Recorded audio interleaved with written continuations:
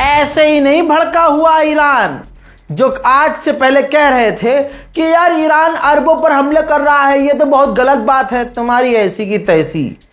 मैंने पहले ही कहा था, वो जो यूएई की रिपोर्ट आई थी कि यूएई इस्राइल के साथ मिला हुआ है, इस्राइल के जो फौजी हैं वो जंग के दौरान 41 दिन जो जंग चली है उस दौरान यूएई में जाकर तैनात थे। यूएई के अंदर इस्राइल ने अपने आयरन डोम तैनात किए हुए थे। तभी मैंने कहा था ईरान हमला नहीं करेगा तो क्या आरती उतारेगा।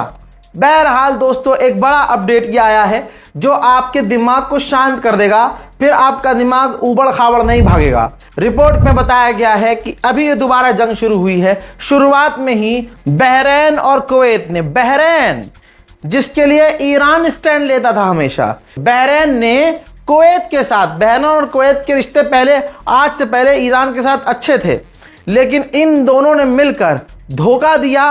बहरीन और कुवैत ने मिलकर शुरुआत में ही अमेरिका के इशारे पर, अमेरिका के कहने पर ईरान में हमले किए।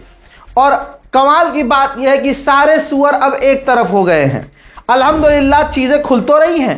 अब तो यह पता चल रहा है कौन अपना है कौन पराया है। बहरीन और कुवैत की ईरान पर हमला करने की इंटेलिजेंस मदद की यूएई ने।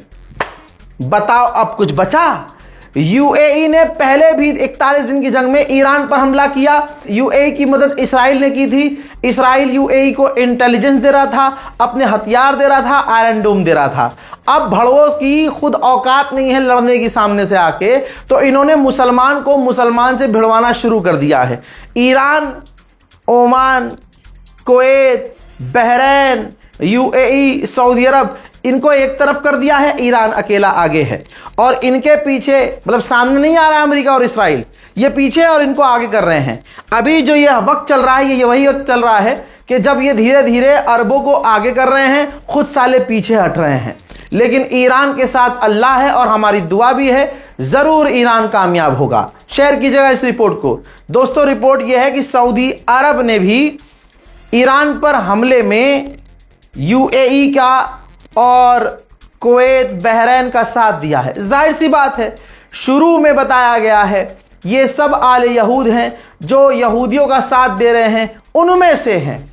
ये मुसलमान दिखते हैं लेकिन मुसलमान है नहीं। मोहम्मद बिन सलमान को रात को नींद नहीं आती है कि एक तो ये जो सुप्रीम लीडर मिडिल ईस्ट का बनना चाह रहा था सऊदी अरब, ये बन नहीं पाया।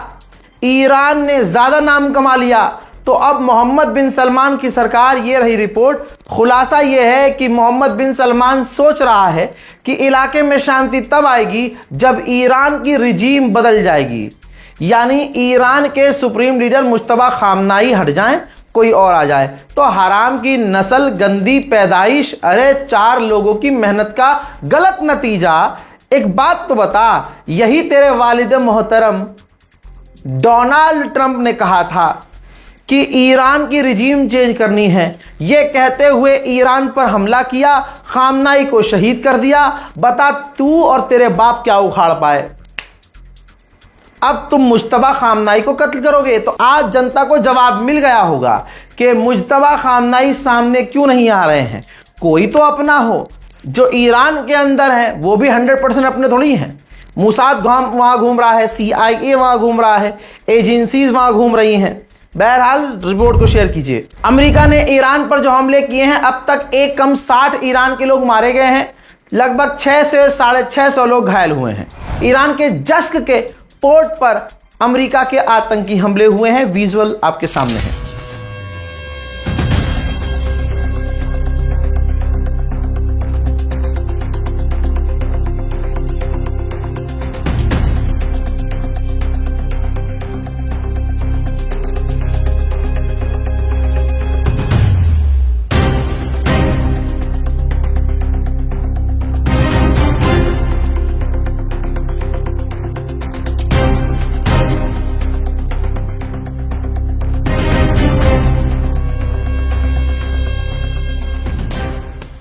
यही नहीं, ईरान का एक प्राइवेट एयरपोर्ट है, आपके सामने देख लीजिए। प्राइवेट जगहों पर भी अमेरिका ने आतंकी हमले करके तबाही मचाई है।